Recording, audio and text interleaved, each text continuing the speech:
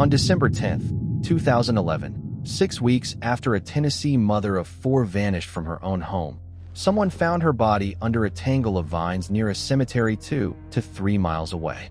By the time investigators got to her, decomposition had taken everything except what her dental records could confirm. This is what happened to Karen Swift, and why the man prosecutors spent over a decade building a case against walked out of a courtroom a free man. No one has ever been convicted in her death.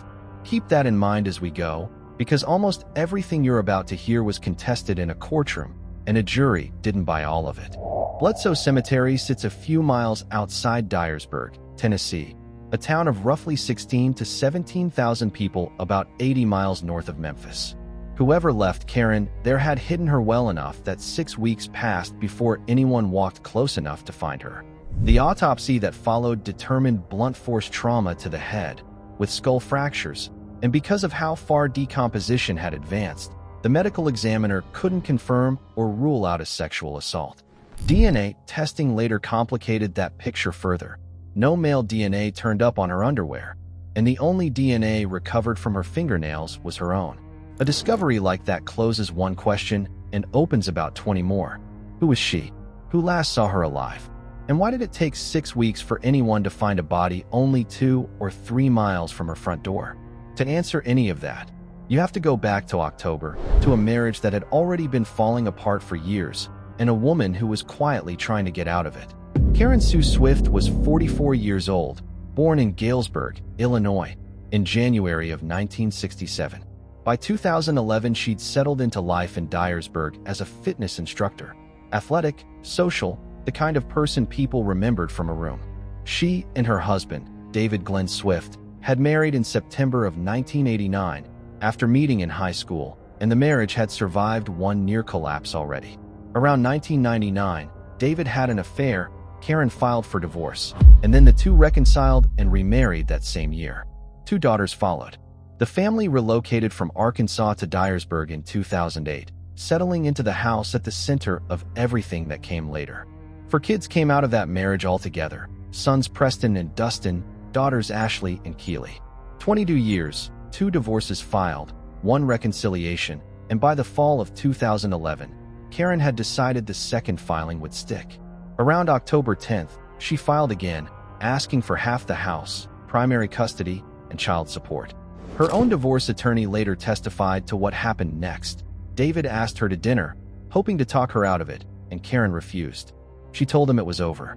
What the people around Karen described in court paints a marriage well past the point of normal conflict. Friends and neighbors testified that David called and texted her constantly. In one account, as many as 25 times inside a 30-minute stretch, and that he'd track her down in person if she didn't answer fast enough. One neighbor said David showed up wherever Karen went, uninvited. Another testified he'd kept tabs on her even after a restraining order was in place. A co-worker named Jimmy Hancock told the jury David wanted what he called the perfect family and had no intention of letting a divorce happen quietly. Karen, for her part, didn't have money for a lawyer, so 2 close friends, Bill and Kathy Bona, stepped in. Trial testimony put their loan at around $2,000, and along with the cash came something just as important: a spare phone, separate from the one Karen used at home, so she could talk to her attorney without David finding out. No bill arriving at the house. No notification on a shared account. If David was watching her phone the way witnesses described, Karen had found a way around it. Whether that secrecy mattered in the end is one of the open questions at the center of this case, because 3 weeks after she filed, Karen disappeared. October 29th, 2011 was Halloween, and Karen spent that evening at a party at the Dyersburg Country Club, driving her white 2004 Nissan Murano. Earlier that day, David had tried once more to get her to dinner, to talk things through, and she'd said no. Around 2 in the morning, her daughter Ashley called needing a ride home from a sleepover, and Karen went and picked her up. On the drive back, she texted David, who told her the garage was locked and to use the side door instead. Ashley fell asleep, and years later, on the witness stand, she testified that her mother was the one who moved her to her sister's room sometime that night. The last detail anyone could place Karen doing with certainty. After that point, there are no more witnesses, only data. Prosecutors said Karen's phone connected to the home Wi-Fi at 2:08 in the morning. A Tennessee Bureau of Investigation agent placed the last phone activity at 4:38, though a defense expert testified it was actually 5:09, a gap the two sides never resolved. But one piece of digital evidence shaped the entire case more than any other. At 9:55 that morning, hours after Karen would later be reported missing, her secret phone called its own voicemail while connected to the home Wi-Fi. The assistant district attorney spelled out exactly what that implied to the jury. An adult was still in that house at 9:55 a.m., and it wasn't Karen. By midday, Karen was officially missing, and her car turned up first. The Murano sat abandoned on a roadside, somewhere between a quarter mile and a half mile from the house, one tire flat and shredded. Her purse was gone. Her Halloween costume was still sitting inside, untouched. Days later came a second discovery that briefly looked like it might break the case open. Both of Karen's phones, the regular one and the secret one, turned up smashed roughly 400 to 500 feet from the Swift home, near the property line of a neighbor named John Hogshooter. And here's where the story almost veers somewhere else entirely, because around that same time, Hogshooter, 39 years old, was arrested for aggravated animal cruelty, accused of poisoning neighborhood dogs, possibly one belonging to the Swifts. A neighbor with a documented grudge, and the victim's destroyed phones turning up on his doorstep. Investigators searched his home and his car. They cleared him. No link to Karen at all. But Hogshooter wasn't done showing up in this story. He later testified at trial, not as a suspect, but as a witness against David, eyeing he'd seen David on crutches near the property and watched him set them down the moment another neighbor stepped back inside. He also said that days after Karen went missing, a strong chemical smell drifted from the direction of the Swift house. 6 weeks of silence followed. Then, on December 10th, someone finally found her, which is where this story started. Here's what prosecutors eventually told a jury happened that night, and it needs to be heard exactly as that. A theory, never proven, that a man maintains was false to this day. The state's version went like this. After Karen got home and Ashley was moved to another room, David killed her on the concrete floor of the garage, cleaned the scene with bleach, and drove her body to the cemetery. On the way, he pulled over and drove a screw into the Murano's tire by hand. A tire expert testified the puncture looked deliberately placed and the tire intentionally deflated. Then he smashed both phones and left them near Hogshooter's land, a neighbor Karen had recently clashed with, pointing investigators in a direction that wasn't him. It's a theory that explains every piece of evidence. The trouble is, almost none of that evidence was physical. The same medical examiner who'd originally said Karen was stomped to death later told the prosecutor he no longer believed that. Prosecutors shifted to suggesting she might have been strangled instead. No blood was ever found in the garage or the car. The murder weapon was never recovered. The chemical smell Hogshooter described matched no documented evidence from 2011. And in his own opening statement, the lead prosecutor told the jury directly that they would hear no forensic evidence tying David to his wife's death. The defense had answers for the worst-looking details, too. Non-human DNA in the garage turned out to have an explanation. According to the couple's son, Dustin, a family dog had died after being hit by a car and was carried into the garage to be prayed over before burial, with the door routinely left cracked for the animals. The chemical smell, the defense argued, came from bleach and pool chemicals used on the family's above-ground pool. Then there's the detail this case keeps circling back to, the crutches. When David came in to speak with investigators, he arrived slow and visibly in pain, leaning on crutches and citing a knee injury that had flared back up. Prosecutors called it theater, an alibi staged to make the physical demands of moving a body seem impossible for him. To back that up, they brought in a neighbor who'd seen David move hay bales weighing around 65 pounds the day before Karen vanished. No crutches in sight, plus Hogshooter's account of David dropping them the second no one was watching. The defense had its own witness for this exact moment. David's physical therapist took the stand and told the jury that, medically, walking or lifting anything heavy would have been a real struggle for him at that time. Two professionals, two completely different pictures of the same man's body on the same night, and no physical evidence to settle which one was telling the truth.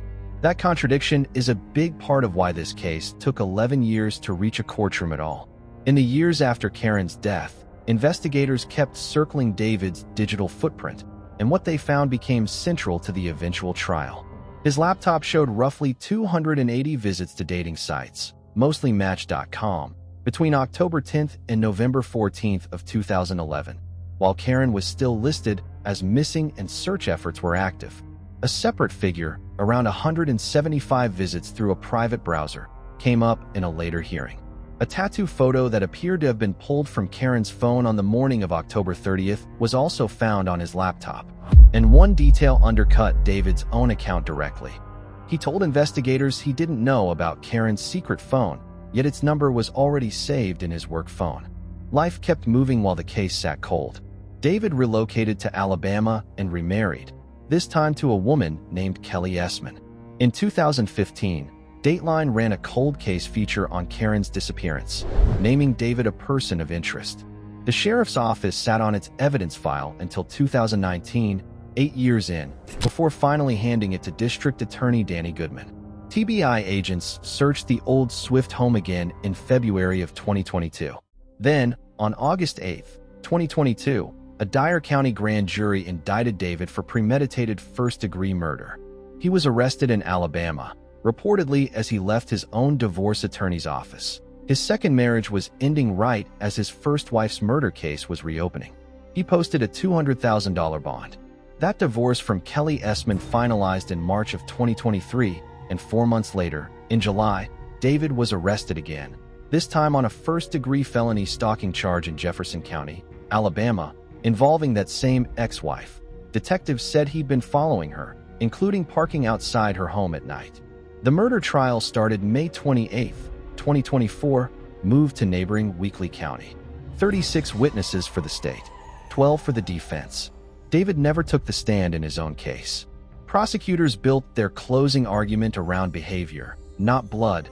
280 visits to a dating site while his wife was a missing person, a phone number he claimed not to recognize sitting saved in his own device, and a private browser the DA called evidence of consciousness of guilt. The defense's response was just as direct. None of it proved anything happened in that garage.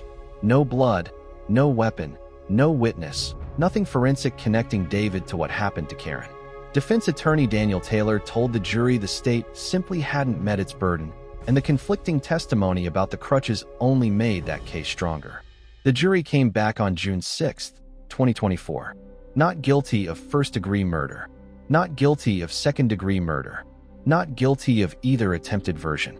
On the lone remaining charge, voluntary manslaughter, the jury couldn't agree, and the judge declared a mistrial on that count alone.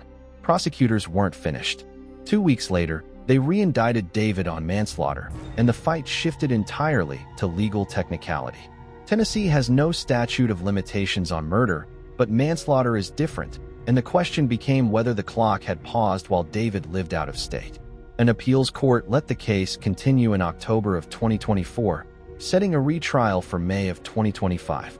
Then, in March of 2025, the judge ruled the statute of limitations had run out and dismissed the charge entirely. The DA said he'd appeal.